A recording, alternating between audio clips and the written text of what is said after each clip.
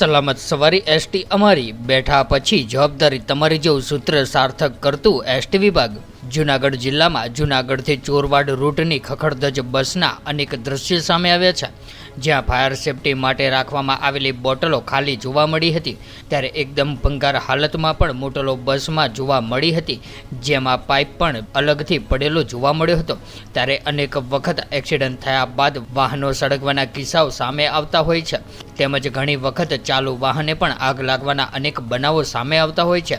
ત્યારે એસટી વિભાગની આવી ઘોર બેદરકારીએ અનેક સવાલો ઊભા કરે છે કે શું એસટી બસમાં ફાયર સેફટીના કોઈ પણ નિયમો લાગુ પડતા નથી કે માત્ર આવી ખાલી બોટલો બસમાં રાખીને ખોટા ઢોંગ કરવામાં આવે છે, જેને લઈને અનેક સવાલો ઊભા થાય છે।